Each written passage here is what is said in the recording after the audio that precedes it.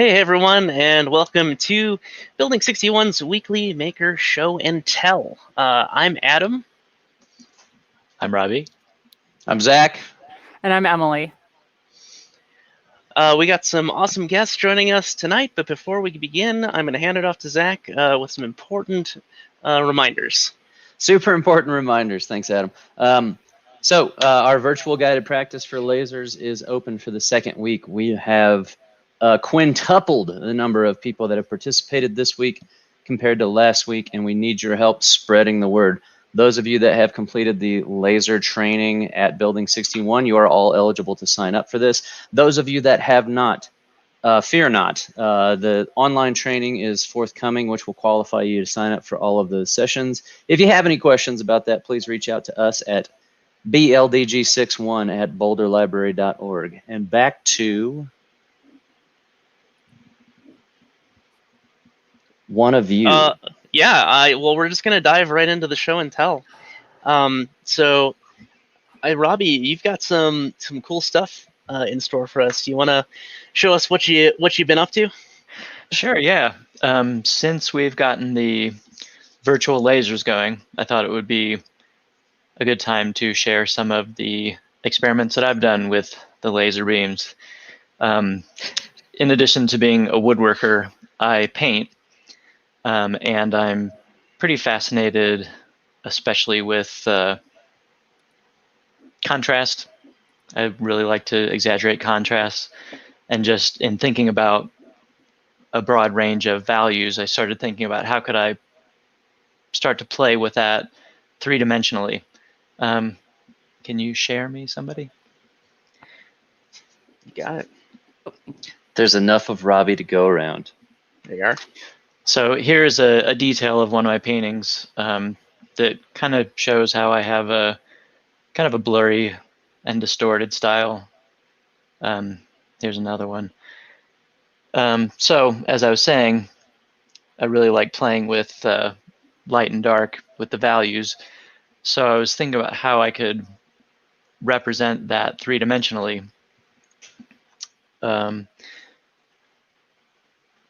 So this was my first experiment with expressing value kind of topographically. So the highlights are the highest part of the topographical map, if you will, and the darkest is the lowest.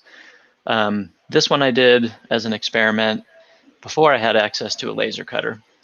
So I did this one on a scroll saw. So that was pretty time consuming. How many hours? Yeah. How many hours in that one, Robby? I have no idea. It was a million, a bunch of years ago, or a few years ago, several years ago. And is it a Christmas tree ornament? Yeah. And the piece is probably about 10 inches by 14 inches or something like that.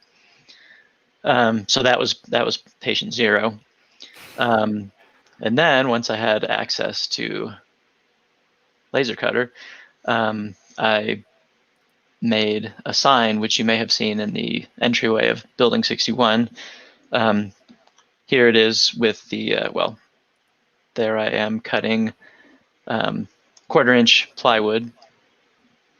And then here is a slight angle on it so you can see how they're stacked up.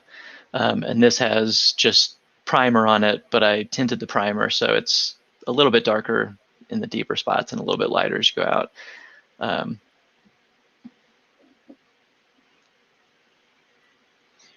Real quick, for the guests who just joined us that are backstage, we'll let you know when we're about to call you up. So this was my first experiment with the using the laser cutter to do it. And that one I think was maybe 9 or 10 or 11 layers or something like that. And here is another one that I did, an early on one that was a couple of figures with the sun behind them. And this one is just primed. I don't actually have a good photo of this one done. This is just valued primer. Here are the first 3 that I did. The 2 on the right just have primer on them, so I haven't started working with the values at all. So you're just kind of seeing the shadows on those. So this is a good angle of when you first look at them, especially up close, they totally just look like topographical maps.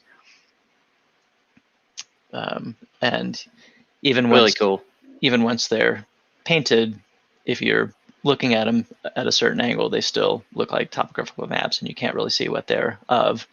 Again, the highest points are the lightest, and the deepest points are the darkest. This one I think was around 15 layers, so I was breaking down from black to white into 15 steps. So there you're right in front of it, and you can see it's quite a different experience when you're looking at it at different angles. And when you're dead on, then you really can see what it's of. And especially if you get away from it, then it really starts to come a little bit more into blurry, distorted focus.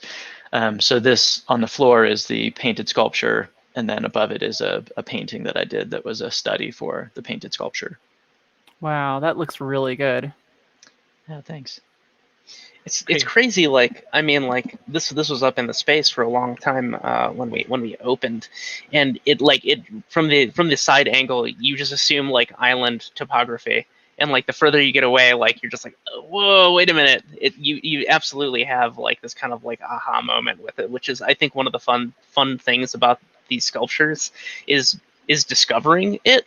Like all of a sudden, like you're in a space with it, and your brain doesn't generally click on it until you hit that right angle, which is one of the funner bits of it. And in the makerspace, it happened to be in a really cool spot, so a lot of people were right on top of it when they saw it the first time, as Adam was just describing, and then they'd either turn around and catch it in a reflection, or be across the room and then look back at it, and it would take them a minute to realize that they were looking at the same thing, which is really fun and something that I take into consideration kind of in all of my work. I like to think of the big picture and what it'll look like, when you're really far away from it, or a photograph of it, and then what's the experience going to be like when you're right on top of it. And I like that to be a big range of experience. At least that's what I'm shooting for. Yeah. So here's another one that I did. Is a little toy boat with the sun behind it, with the sun reflecting off of the water. I love this one. Yeah, thanks. Yeah, I love that one too. That one's been hanging out in various spaces. That's one of my favorite ones, actually. Yeah, thanks. Kind of trippy. Yeah, and this one especially, the light condition in the room made it have a different vibe. It was really, and that was just kind of incidental, but it was pretty interesting.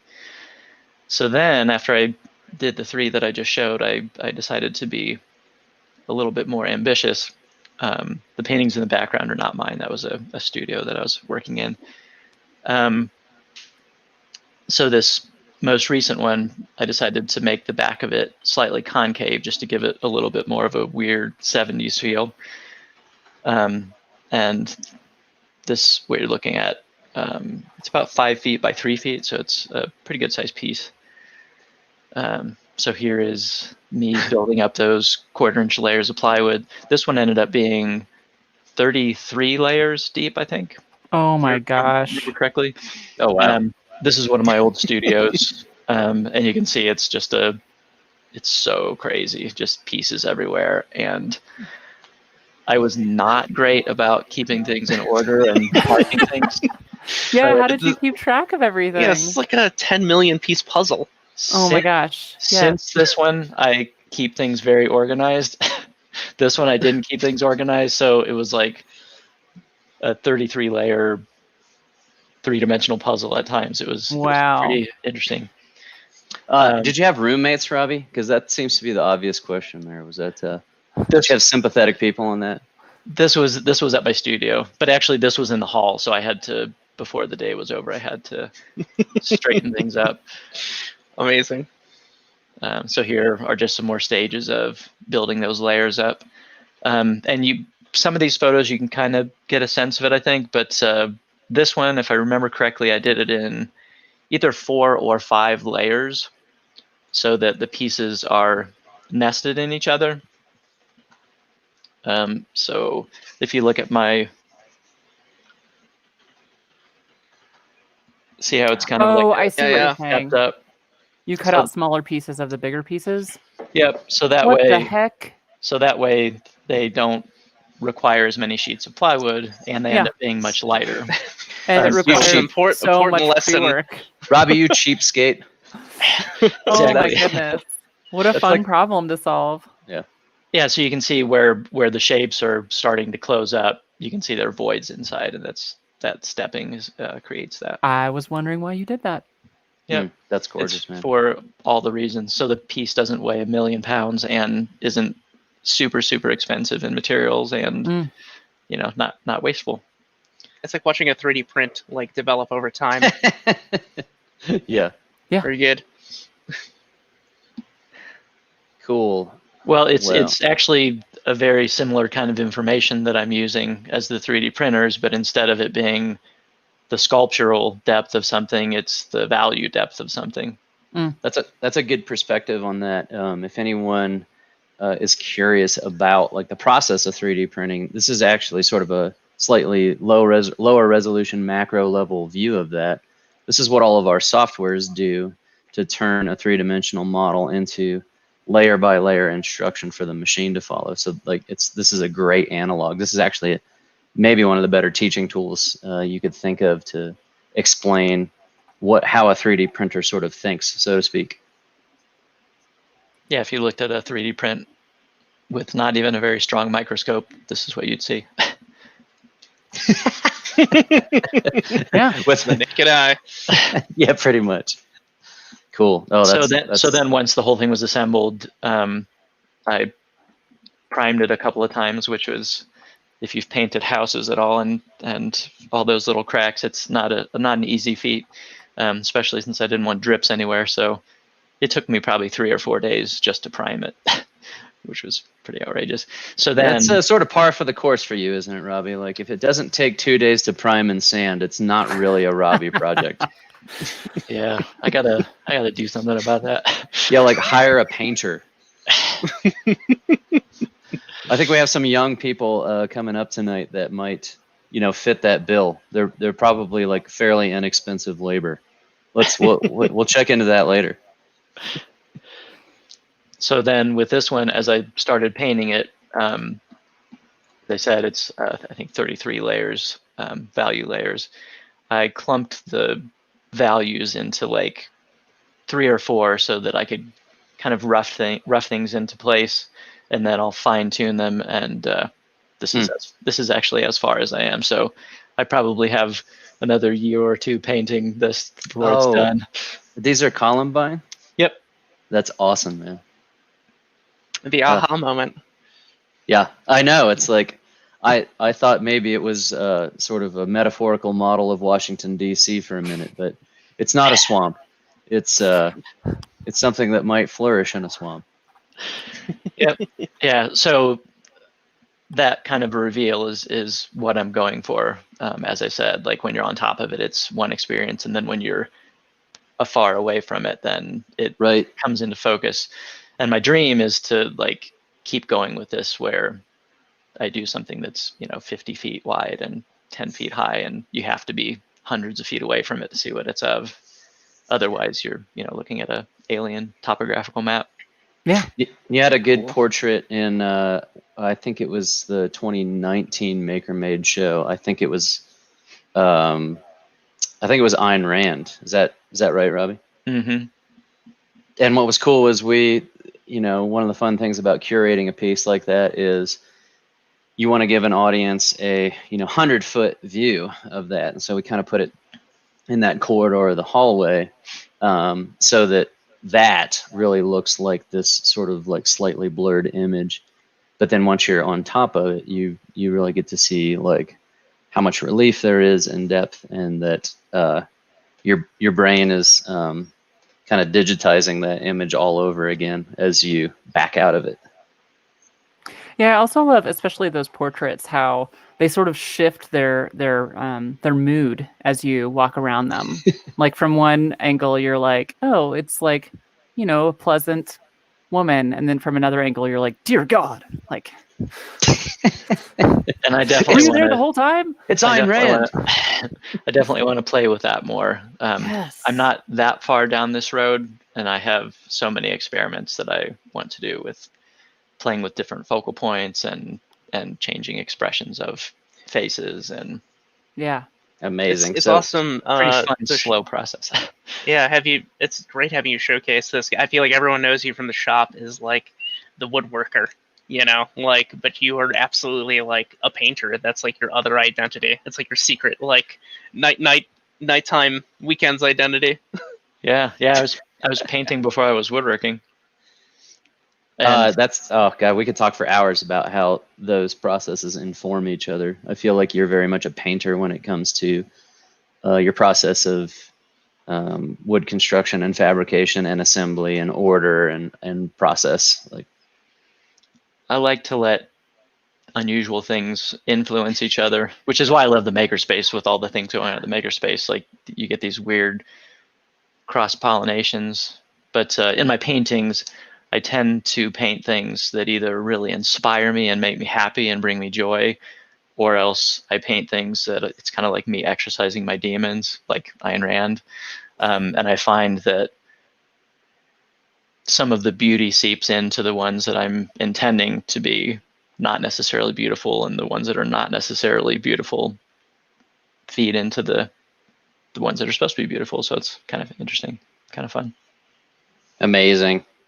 The multi-talented Robby Holb. One of these days, Robby, you're going to have to get a bike build on here. Yes. Yes. Yeah, don't start asking me questions about the gold bike, because then I'll just use What gold bike? The whole broadcast. Bring it back. Yeah, for sure. So that's that. That's amazing, Sweet. Robby. Thank you so much. It's great to see your work again. Thanks. All right. What do we got? Who's up? We have our guest Zachary ready to show us some cool stuff that he's been up to. We're gonna bring you up from the backstage now. Hi. Hey, Hello. Hey, Zach. Zachary, Welcome to what the do you got show. to show us tonight? Oh, sorry. I thought I was doing something before I was doing it. So, It's 2020. Anything could happen. big thanks to Zach for helping me 3D print out all these cool stuff. Of course. And can I put a plug in for, I shouldn't say this because I've also got some family members in the class, but I think this is representative of my finest student so far of 3 8-year-olds. This young man is the most prolific, and I'll leave it at that. So show us what you've produced, sir. So, these can actually hold my device. And my dad's device, too, because it's about the same size. Do you and your dad fight over those? No. We just take turns using them. That's good. You should share. They work better on flat land instead of grass. And here are my little boats. So Nice. this is the rower. Bring that right up to the camera so we can see it a little bit better. There we go. Oh, nice. I got a cool character. Sweet. Oh, wow. Now, I'm particularly proud of the way that you created an oar that this rower can hold. Can you sort of demonstrate that with a little bit more detail? Yeah. Just take the man. Nice. This thing can actually row a bit. It does. Sweet. Have you taken a trip with that rower? Quarter inch to move back and forth, and you can literally move as far out as you want. Remember, Adam's here, so a 1/4 inch is actually 6 millimeters. We have to be very specific about that. He's That's true. touchy about the metric system. Okay, so this is the first boat I made. Yeah, Nothing. pretty straightforward, kind of nothing. It's a brick mold. This is another boat. Pull that back. Watch your screen. There you go. Ah, Now yes. we can kind of see it. It's got a little Cool. prow. That's lovely. Excellent. Nicely done. Would you design these in? What program? All of these in Tinkercad. Tinkercad? Cool. Great.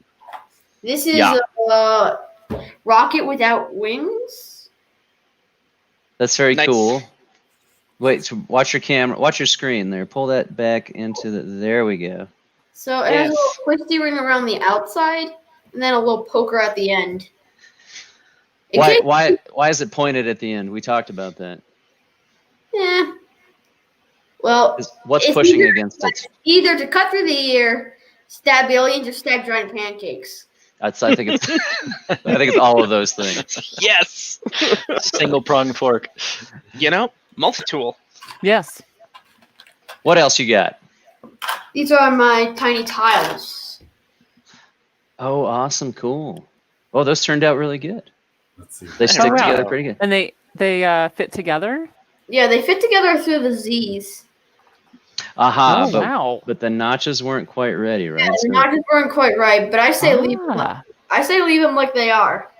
So what's the redesign word that we learned that means you're going to do it one more time, and it starts with an I? Oh, you're going to get a B if you don't get this. I'm just kidding. It's iteration. Remember that word? We're going to do some iterations to refine our designs. Yep. Sweet. All right, what else you got? So, Keep it coming. Do you want to share? Yeah, this is the stuff I made on Tinkercad. Oh, we're going to screen share now? Yeah, if you're ready. All right. Here we go. Nice. So why don't you point out a couple of your favorites there, or maybe I think you maybe have some pulled up close that we get to look at a little bit more specifically. So this is a little kind of like model workshop. It's pretty basic with only like 4 tools on one bench. Mm-hmm. Nice. I'm not sure what half those tools are.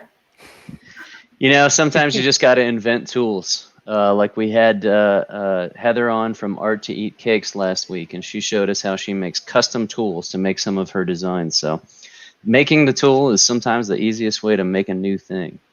Yep. That's awesome. I'm glad that you're inspired to literally build a workshop. That means that we're doing our job. So this is one of my burstable tops that I made. These are 2 tail parts. Mm-hmm. So 2 tail parts for defense, and then 2 claws for attack. Awesome. So there's battle tops.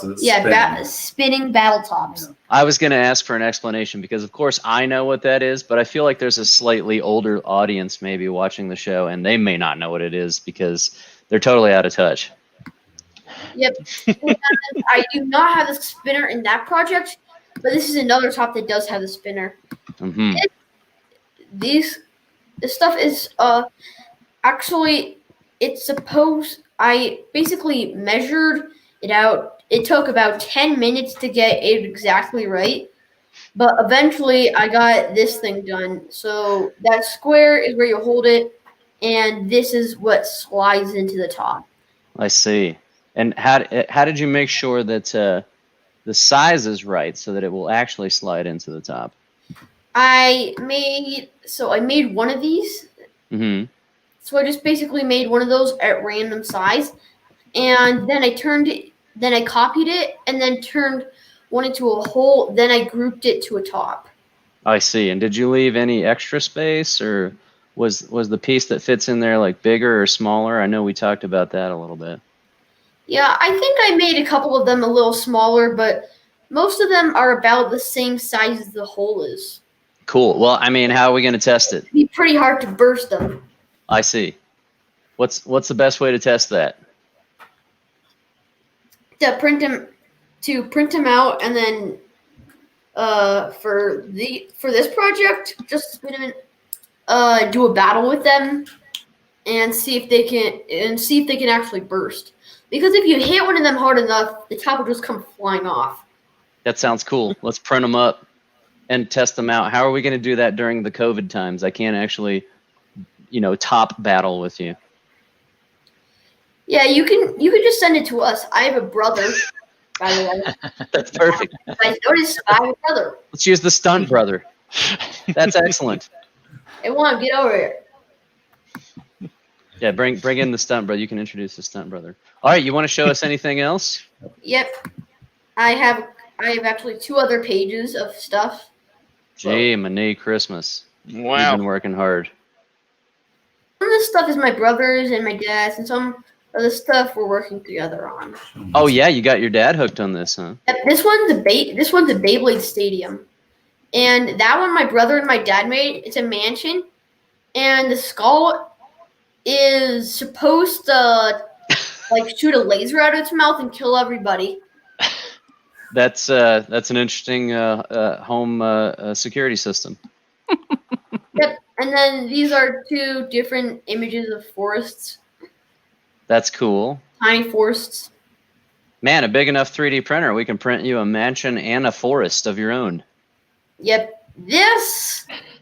I'm not really sure if this is mine, my brother's, or my dad's. It looks pretty much like Ocean made. This is a copy of one of my dad's things. This is a different version of a Show this mansion. one right here. You worked on that one, Zach, right? This one right here is a tiny rocket.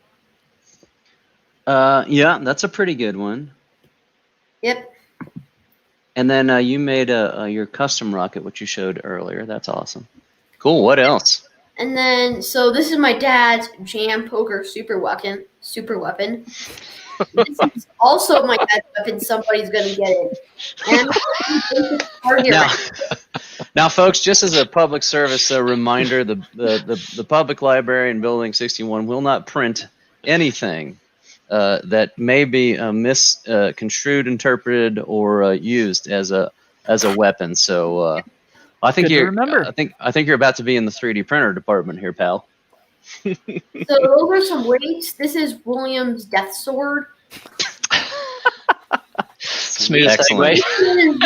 Yeah, thanks. This is William's first spear. Kind of looks like a super tall Christmas tree. And then those are some of the stuff. And I guess that's it. That's amazing. Sweet. I think we got to give you a hand, man. That's a lot of projects. Went from like 6 weeks ago, brand new to well, not brand new to Tinkercad, but you've really worked hard, and I'm super proud of you, and I'm glad to see how awesome your stuff is turning out, and I'm glad to see your sharing stuff with your sibling and your with your dad. That's really cool. What about your mom? What has she asked you to print? Probably like a babysitter. Yeah, cool. She asked me to print one of these extra boats, probably this one. Nice. She's probably not, dreaming about sailing away. Recreate a boat from scratch. Amazing. So good. Well, I know we've got some more stuff to print soon. And that's awesome. I'm looking forward to your new designs. Again, a big thanks to Zach. A big thanks to Zach. The Zach team. Zachary, thank you so much for sharing with us. You're an inspiration, and you're an excellent student. And I want you to keep working hard. And eventually we'll build some like life-size things that we can, fly or drive or ride around in. Does that sound cool? And maybe we can do it in your new workshop someday. How's that sound? Yeah, I was thinking maybe we could try even making a remote control car or something. Yeah, I bet you we know how to do that. I bet you $5 we know how to do that. Don't take the bet. We know. It'll be fun. All right, man. Zachary Freeberg, high five. Thank you very much. Thank you, Paul and Nicoletta and William for letting him share. We'll see you soon. I'll see you Thursday morning for class. Hi. Great to see you all. Wow. Awesome. Some cool stuff. Yeah, I could do more 3D modeling. I know, right? I know, to keep up with that guy. He's an awesome kid, and he just took right to it. I feel like he's a good candidate for he'll probably be building things that get him into trouble by age 12 or 13. And yeah. Cool. All right. Well, we got some more guests. Next up is Stephan. I'm going to add you to the stream now. What's up? Hello. Hey, Stephan. How y'all doing? Great. doing good. Good. How are It's you? good to be here, and thank you for letting me come on after someone who is so prolific in constructing. It's true. I tell stories of how I've destructed what I'm about to talk about. That is a hard act to follow. Yeah, because I basically have like lots of failures and maybe one success. But so One that counts. I thought I'd join to share that when it was still kind of winter, but COVID had already started. I was sitting at home and I was, some reason was researching maker stuff. Who knows why? But I came across this thing that immediately blew my mind. I'm gonna move over to the side so you can see it. So this machine behind me here is, the particular model is called the MakerMade M2. It's an open source CNC router. And as you can see, it's vertical, which was the first time I'd ever seen this. And that kind of blew my mind. It was started as the Maslow CNC router. You can still find it online, and you can completely, all the plans are online to build this. I got this one because of a couple updates that they made, which I was like, whoa, I might actually be able to do this with 2 left hands. So kind of like to give you the general idea, or rather, no, one more thing that made me fall in love with this thing. I love the fact that it's a CNC router, and it combines my computer over there with Arduino to control the thing, and then it uses these very sophisticated, technologically advanced pavers to weigh down so that it behaves nicely. That's why you needed 2 bricks. That is why. And a shout out to Blackjack Pizza for helping us provide those bricks. Those bricks actually weigh down the whole thing. And what you see, hopefully can see, is that there's 2 lines going up, and those are chains. And those chains, I'll move over here. So up here up top, and on the other side as well, there are 2 motors. Now, I don't exactly know what the technology is called, but those motors are 1 strong, and 2, they know exactly how much they've turned. Mm-hmm. And so when I go to the CNC control software on the laptop, and I tell it to, say, move around, then the chains and these motors know how much they need to move to make the thing move. It's alive. It is alive. And I think, Stephan, so cool. what we determined through close inspection, for anyone interested here, this machine is using rotary encoders on a DC motor rather than a stepper motor. I think the default assumption would be there that it was a stepper motor, which sort of knows its position relative to wherever it starts out. But these are rotary encoders, which is not atypical for a big CNC machine. And it's pretty high resolution. Yeah, and there's probably 2 more things I'd like to share about the machine and what I think is pretty neat about it. So you can kind of see that these chains end right about here. And I can actually take the whole thing and rotate it around. That's because there's a half arc here. And the reason for that half arc is so that when the chains kind of wiggle and the machine is moving across the board, it's all with a lot of friction, then the machine can kind of rotate, but because of the way the ring is made, the router bit stays in exactly the same position. That takes vibrations out of the system and is supposed to make the cut cleaner. We can make you full screen so we can see a little closer. Yes. There we go. So I'm going to try to do that again. So the whole thing can rotate, and you can kind of see, this is, by the way, just a normal hand router that is kind of mounted into this thing. But I can rotate it. You can kind of already see that the yellow doesn't really move. And then the last thing is mounted into that construction, which is hard to show. Maybe like this. That provides a Z-axis as well, so the machine can also plunge while it's cutting. Nice. But I haven't made anything yet, so I thought I'd share all the things I've done wrong so far. That's amazing. Awesome. That's what it's all about. I think you have made one thing. You definitely have made one thing. Can we just please see it? Yes, at the very end. First thing that I'm glad I took my CNC safety class. But do plug your computer into power, because when you try to do a job and it just goes away after half the job, that you're done and you're just starting it again. I've not done that once. I've done that multiple times. We've all been there. So another thing I would highly recommend is turn the router on before you start the program. Otherwise, we've also been there. Yep, been there. Check. Can you tell us why that is for those who have not seeing a CNC in action? The What happens? The router is, you could think of it as a drill that is mounted into the center of this disc. And the drill is supposed to go into the material and then cut away parts of the material. If I don't turn on the router, I basically have a metal shaft that I'm pulling through wood while having a lot of pressure on the system. So you can only describe that as a pretty epic scratch. And the router bits aren't that cheap, so it's also an expensive one. Yeah. It's sort of a skid mark. It's the skid mark of the CNC world. It's an shoot kind of skid mark, yes. I also had fun with the Z-axis. So the Z-axis is how high is the router bit. And in the space, we have the, I don't actually know what it's called, but we have an electrical system where you hold a plate underneath the router bit, and then as it plunges, it can determine exactly where Z0 is. So it knows where to start cutting. This is a bit less sophisticated. You kind of eyeball when it touches the surface. Now, when you hit the home button on the software that I was showing, then it homes all the dimensions, including Z.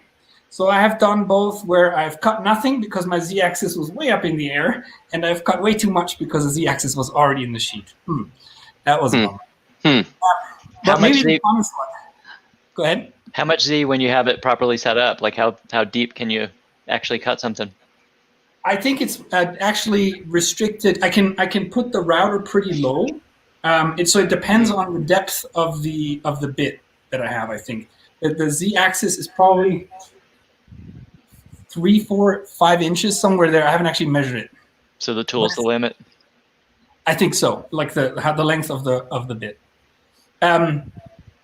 Maybe the worst thing I've done to this machine already is when you move this around. You saw I was moving it earlier, and it kind of moved like 20 centimeters over. You set on this software, you set one size for like how far you want to move along an axis. You know, for X and Y, this is a big board, so this is set up to do 4x8 foot material. Now, then what is that in meters? Come on. How many gallons is that? How big of a piece can you actually cut on there? 4x8. You can do a full sheet on top of there? This is a full sheet, and this is a cut line that is, as you can see, a couple inches away from the side. So you can get very, very close to that. And it's kind of like the weight of the system that allows you to go close. Now, because of the angles and whatnot that's going on, people suspect that the precision in the corners will be slightly less than more in the center, just because you're more on the kind of the extreme angles. But I'm still calibrating it, so I don't actually know how bad it really is. Or good. Or good. It could be aerospace quality. You don't know. The thing I wanted to say is if you move around like half a meter on the X or Y axis, not a good idea to move around half a meter on the Z axis, especially because the machine doesn't know when it's hitting its terminal Z point, and then it pulls itself apart, basically. I wish the software wouldn't allow me to do that kind of crazy movement on the Z axis. Okay, I'm almost done with all my failures. Maybe the most interesting. So up top here, that's the Arduino that actually sends the commands to the motors and so of the X, Y, and of the Z axis. And is it a proper Arduino? Is it a Raspberry Pi? Is it a like a clone of some sort? Do you know? But I believe it's an Arduino Duo with a the big one. Mm-hmm. Yeah, it's fairly big. But the blue cable you see going across here is the USB cable that goes into the computer. Now, at first, I had that just kind of drop down and it went over, and I would get cuts where the router would stop, do nothing, hang out, and then suddenly it would just go like some other place which was like much further along the cut. And turns out that the power cable, when they get signals for the DC motors, they interfere with the USB signal, which destroys the connection between the computer and the Arduino. The Arduino misses a couple steps and then gets like, and now go over here. And then it's just like, okay, and goes straight through the rest of your cut. It was solved, interesting enough, if the cable was just far away from all the others. Otherwise, maybe shielded, Adam. I'm thinking like almost like a audio cable. You want to have a cable that's like got a shielding wrapping around it and connect that to ground somewhere. That might be the alternative, FYI. This can't help. Is actually somewhat shielded, but apparently wasn't enough. This is good distance. Keeping distance. The cables are socially distant. You know, That's I feel great. like every single electronics project that I've ever done, I've learned some new terrible thing about how I'm using electricity wrong. Yeah. And that, like, all the rules go out the window. That feels like one of them to me. Power. It's all about power. A shout out to my buddy Abhishek, who is a proper electrical engineer from Georgia Tech, who taught me one thing. Like, it's all about power. Like, powering your whole system. I mean, it's not like you're gonna light up, say, Adam, a strip of neopixels and just like blow up a capacitor in the middle of the night when no one's around. That'll never happen, right? That's never happened. Good. Let's keep it that way. Stephan, back to you. What we got to go full screen for this. I feel like this. One moment, please. To the last kind of mistake, or rather learning. Let's call them all learnings. The manual walked me through how to build all this. And then it said, oh, now you come to like calibration and first print. And then there was like nothing. And then it was the first print. How to use easel. This is CNCJS. And I made my first kind of pattern with easel from Inventable. What does that say? What? Oh, we'll get to that. 1 second. So Just curious. the calibration section was kind of empty. And this is when you support one of these products early. Maybe then you get the documentation that's still growing. So there was no calibration section. So my first cut, and this is a rectangle, as you can see, right? Well, it looks fairly rectangular. It looks fairly rectangular to us, but I think if you step back a little bit, we might notice something. Rectangular. This is, I'm not holding this. It's really hard to show how this is off, but I'm holding this straight into the camera. And you can see it's totally off. It's like your sign's all crooked, or I'm crooked. I'm not sure. It's like a national park, national forest sign. Yeah, or the Sonic logo. Like it's completely at an angle. And that was because. Oh my gosh! You can't see it until you put it there. Isn't that weird? It's an optical solution. The machine is very sensitive to two particular dimensions. The distance between these two X and Y motors up top, and the distance between the motors and the board. And I never calibrated those, went with the standard numbers. And of course, this machine did not have those numbers. So right, machines are only doing what we tell them to. Look at that. Look at I wiggled them into place. You will see this one is actually mostly rectangular. Still working. Yes. That's awesome. It's still a couple millimeters taller on one side, but it's much closer. So amazing. Success. I made a very, very simple sign.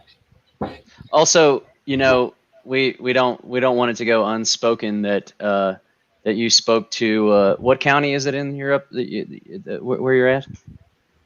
In Europe?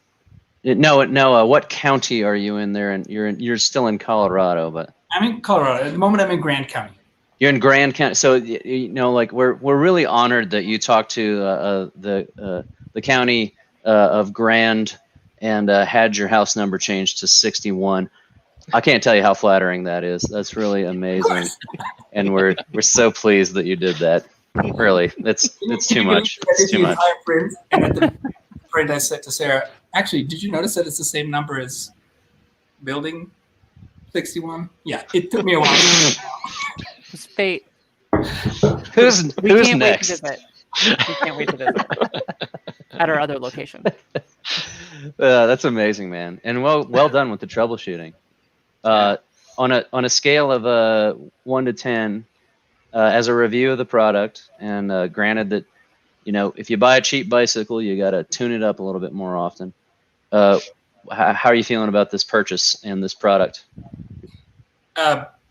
Really good. It's fun to put together. Although I will say, you can see the bricks and you can see the other stuff. So you need to be two people and you need to be able to lift some stuff. Like seriously, and when you want to put it into park, basically you have to lift that thing. So it is. There is some manual stuff, but to be able to put together a CNC that can cut on this kind of size, and I said my precision is not yet very high on the x-axis.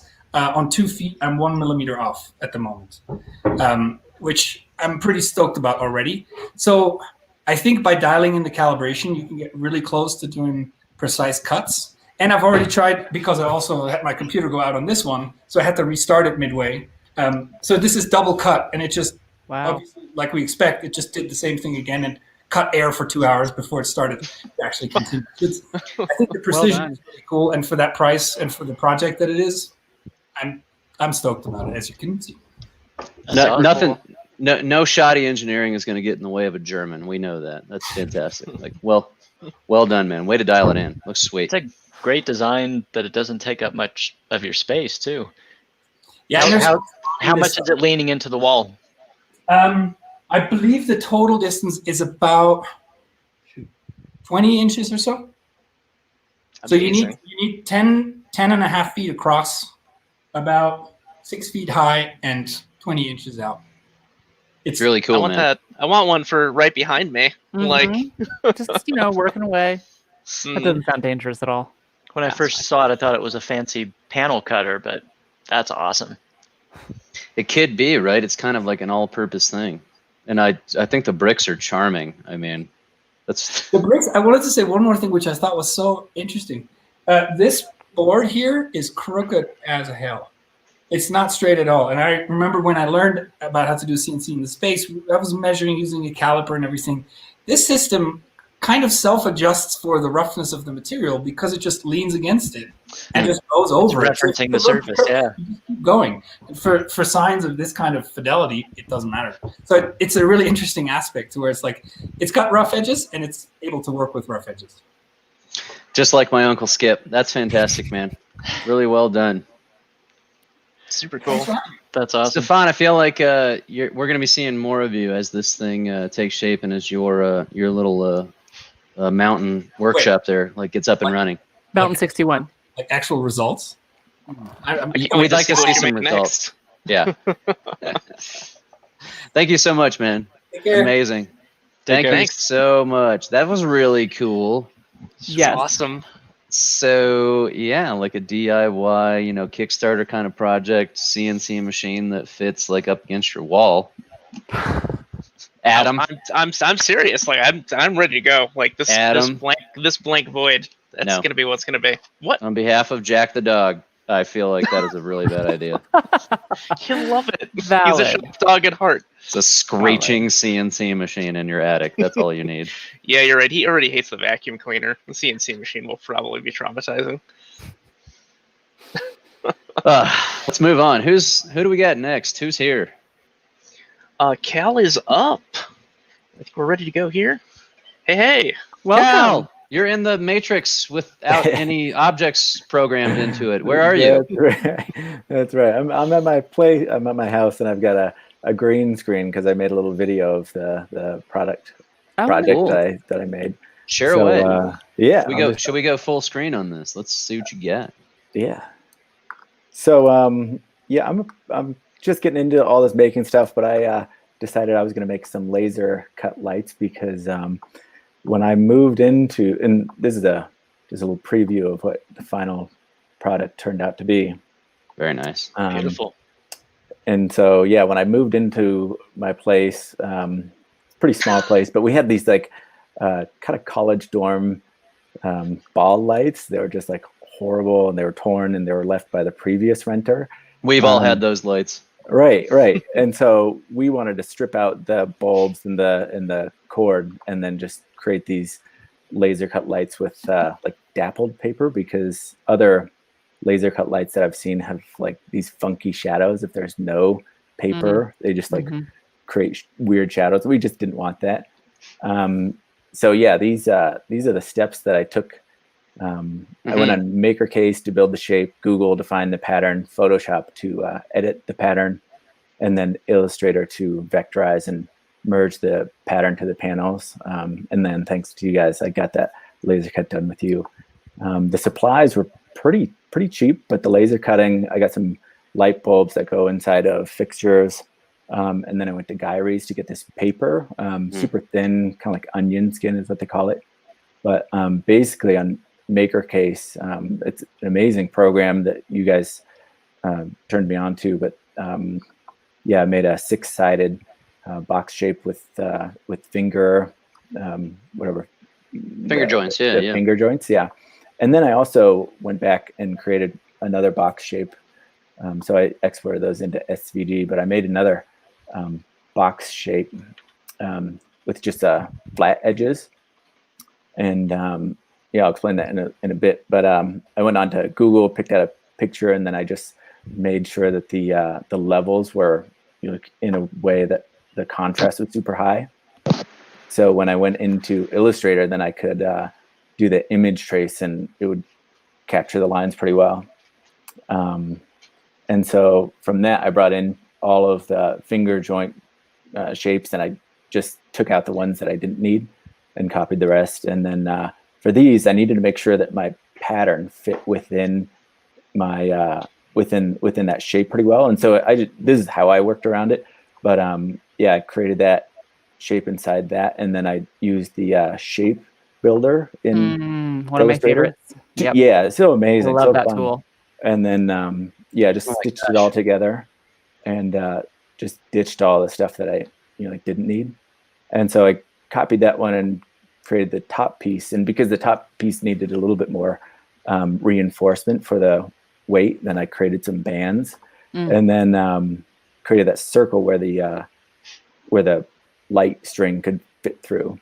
And then I formatted all those to fit on the shapes of the the boards that I was going to use at Building 61.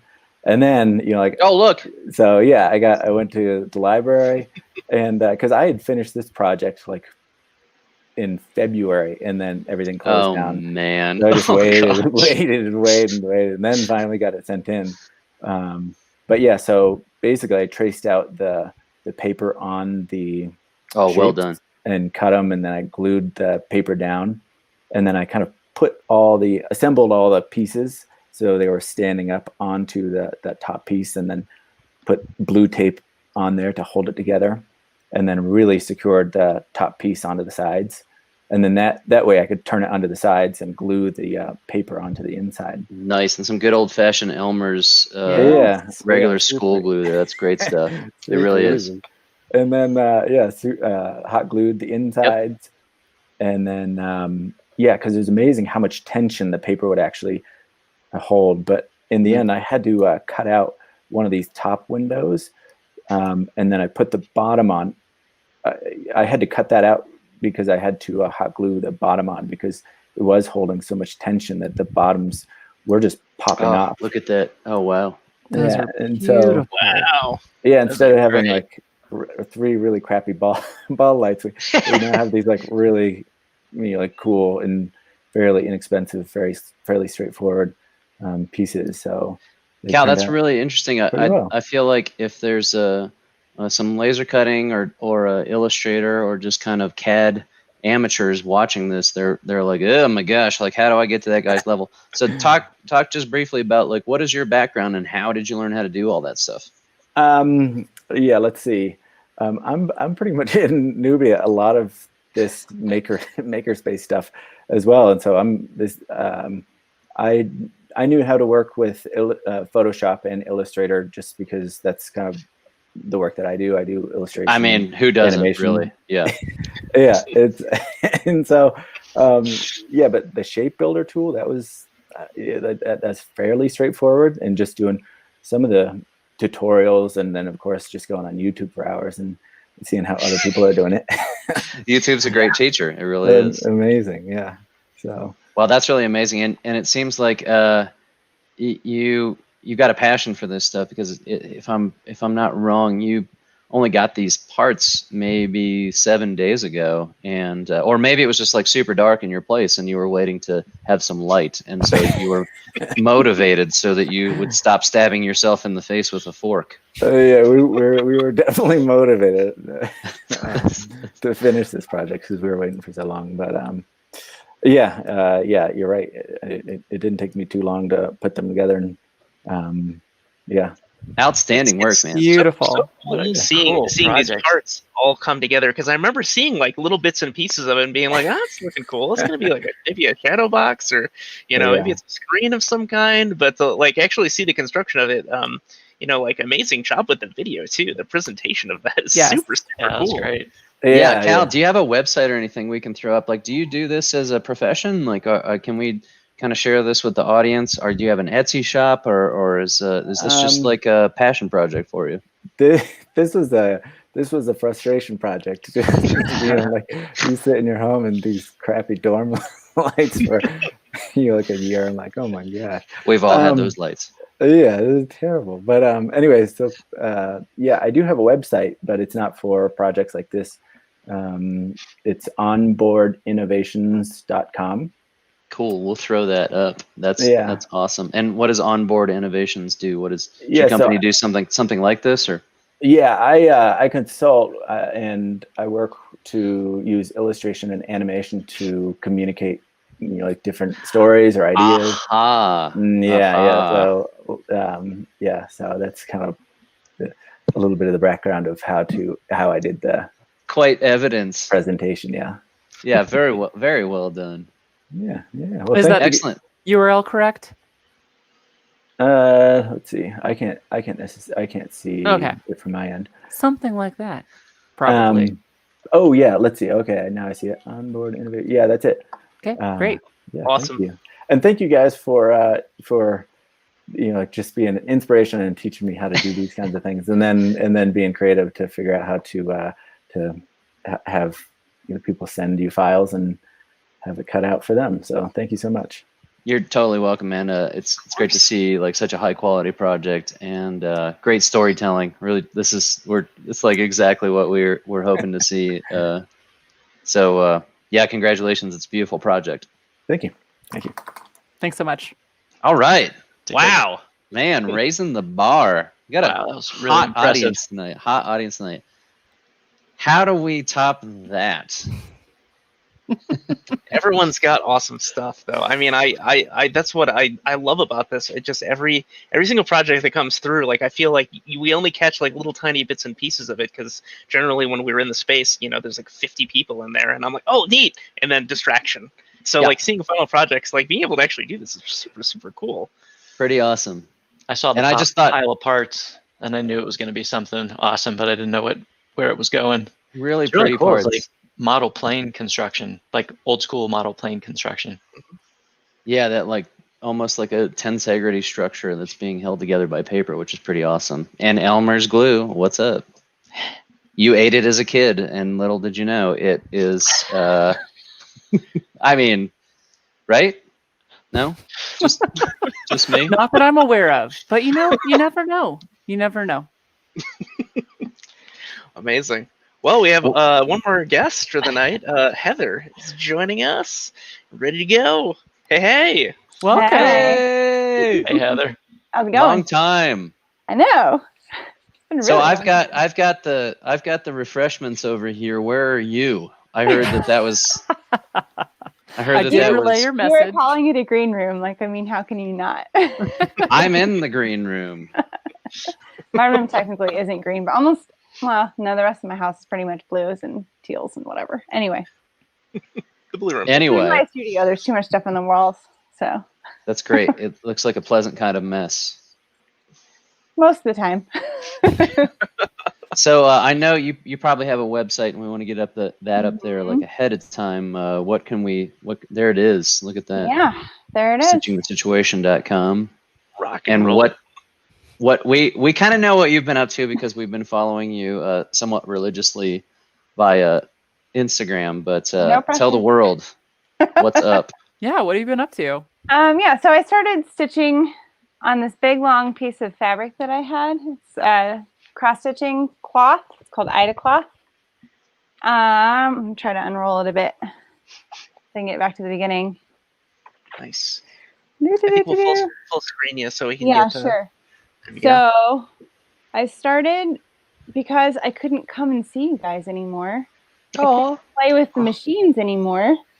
I had to make do with what I had here, which, was fairly productive. So I had this big piece of fabric, and after my brain unfroze from, oh my gosh, everything's different now, and my kids are home from school, and there's people in the house all the time, and lots of people are getting sick. I decided to cross-stitch the daily case counts, and the red is, so the blue is case counts, like this right here. 1 stitch. This is case counts for COVID-19. COVID, yes, yeah. in the U.S. So this is like January 20th. That's the first case was reported. And then it was kind of sporadic. And then when you get over into here, it's kind of like March. And then you have like every day. From then it just gets bigger. Yes. As the cases get more and more. And these are like, sorry, right now we're like twice this size. So like this is July 31st. Wow. Okay. Really oh big. wow. It's like 73,000 some stitches. And this is nationwide? Yep. Yeah. So the reason why that's a separate piece is because I had, this piece is 10 feet long, and then I ordered some more fabric. That's rolled up on these bolts. So that's I've been seeing these. 30 feet more of outlines of days, which hopefully someday will be filled in with stitches. Oh my goodness. So what's the holdup? So time. I need to find that like extra dimension. Or a whole studio workshop. Pause it. Yeah, and have a whole nother life just to stitch.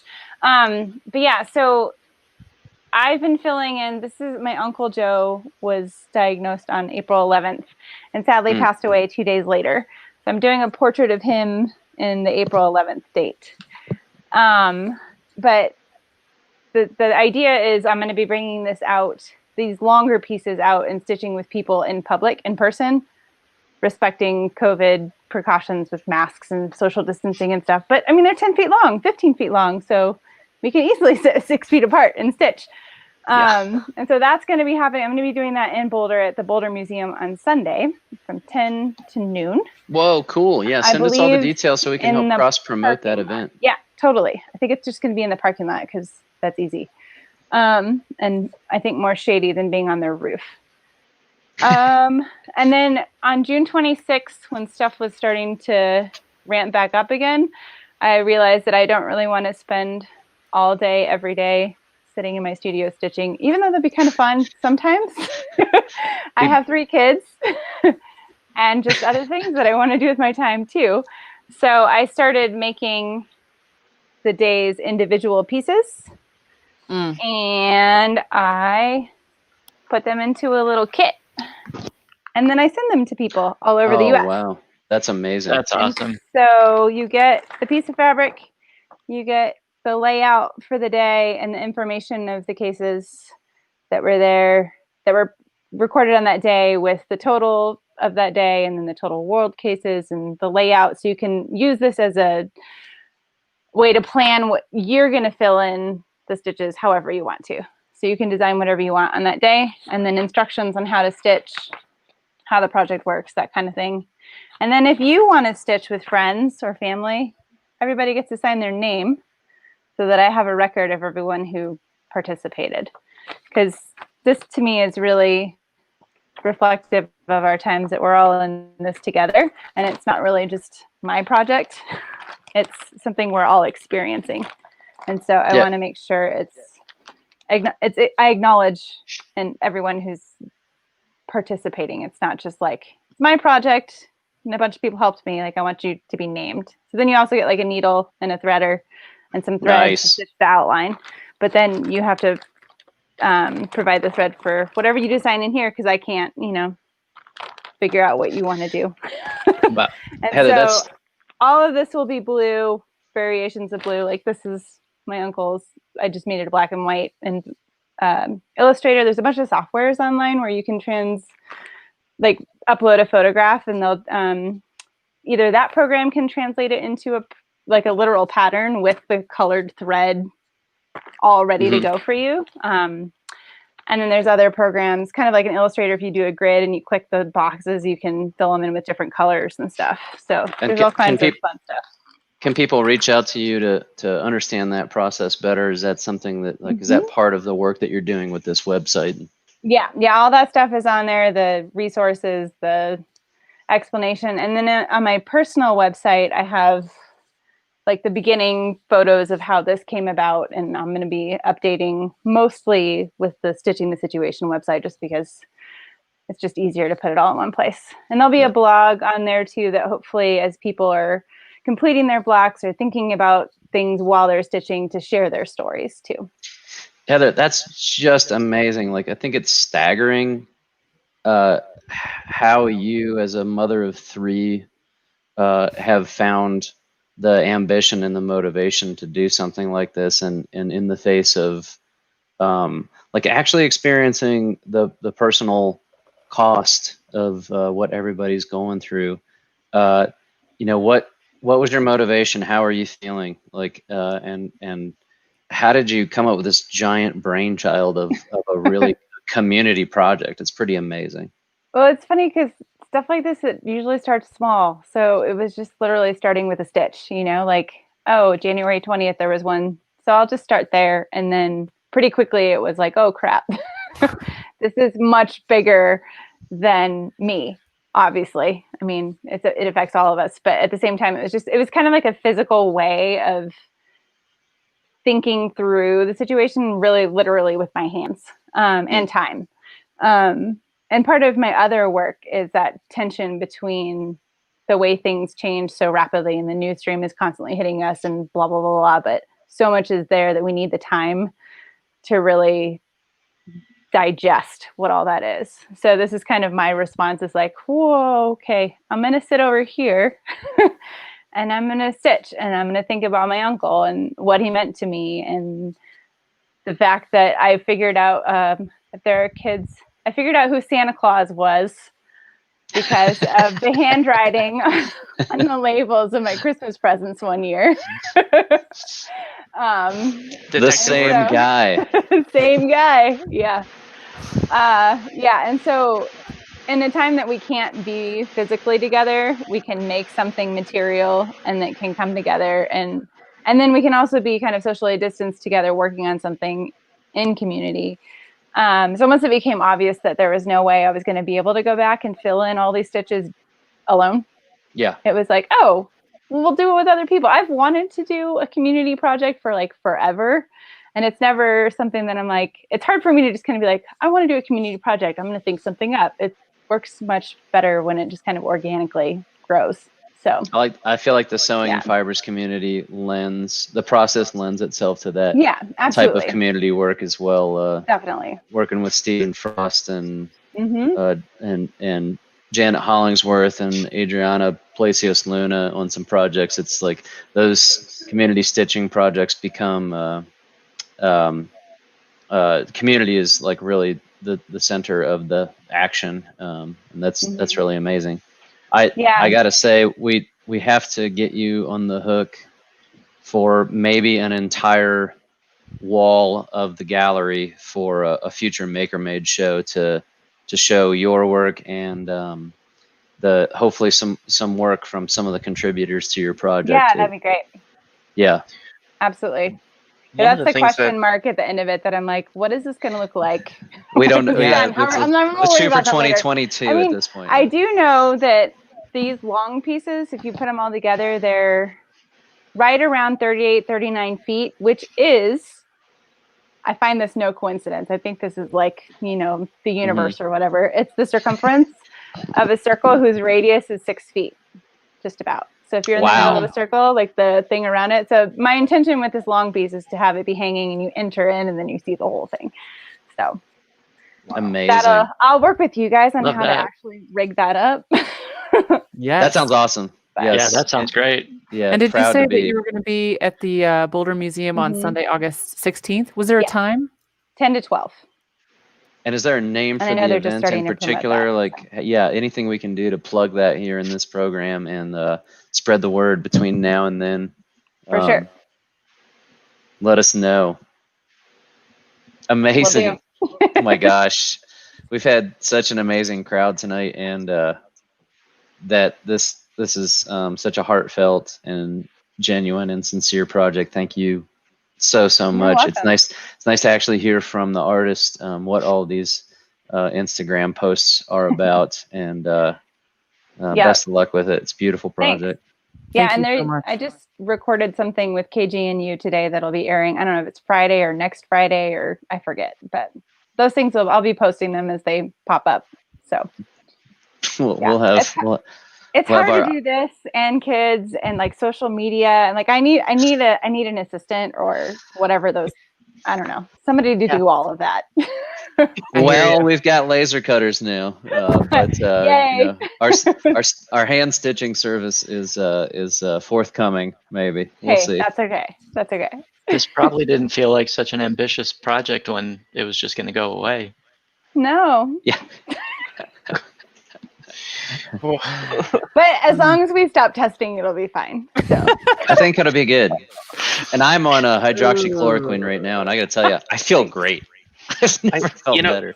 One of the things before we wrap up, I feel like what I really love is the impact of every stitch. I feel like that there's something actually really moving about that because you are counting the entire time that you're doing it. It's not just a number at the end. You are recognizing every number on the way there. And that's something that just amazes me. I mean, that's a very deliberate way of thinking about the situation, and humbling as well. Yeah, and I mean, shows the scale of all of it. Yeah, right, exactly. I mean, the numbers are so big, it's really hard to wrap your mind around. They're around millions. It's like, okay, I don't know. The whole city of Denver is just gone. I mean, I don't know. It's I feel like it's important to connect that kind of abstract numbers with like material reality. So yeah. And absolutely, art imitating life for sure. Yeah. Well, and it's cross stitch. I mean, everybody's familiar with it, right? It's like some little thing hanging on a wall in somebody's house, or the domestic thing. So it made sense. Pop-Tarts are for closers. We've got a classic cross stitch, very personal cross stitch in the space, and it's like very dear to all of us. So yeah, for sure.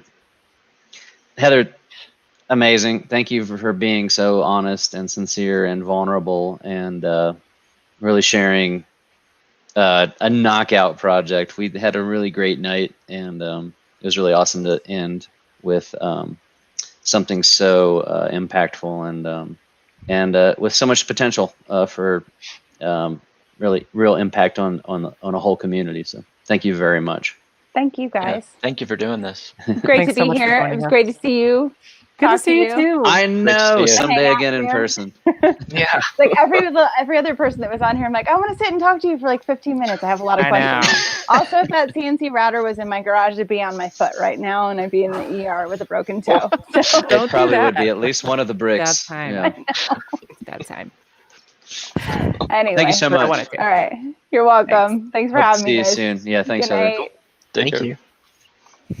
Awesome. Wow. So cool. Cool. The scope of it is just amazing to me. That is a lot of just individual effort going into such a large thing, because we're in the midst of something that is,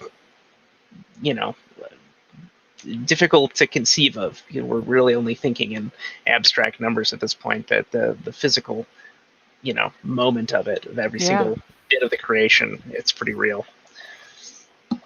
Yeah, beautiful project. So how do we encourage more people to come and share projects like that and anything else that they're working on? We're stoked to see them. We want to see everything that everyone is making. They can be from 3D printed stuff. You could be making electronics. You could be doing artwork. Anything that you're making, come and share it with us. Like we really want to see what you're up to. It's tough being disconnected from everyone in these times, and really miss seeing everyone in the space. And hopefully we see some new faces around here too. Come hang out with us. We think it's a lot of fun.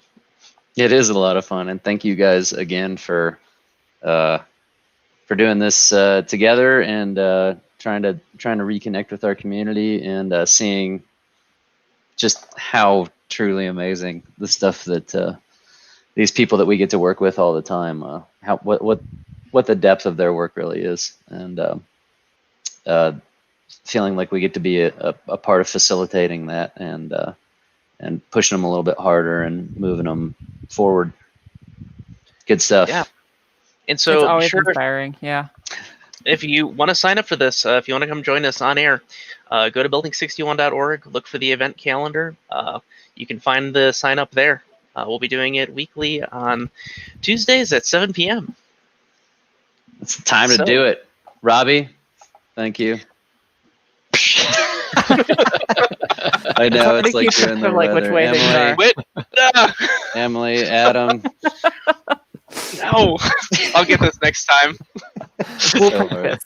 We're gonna practice this. All right, we gotta practice. We need to practice. We actually have to rehearse. Let's Okay, we'll practice before next week. So long, guys. See you next week. Have a good night.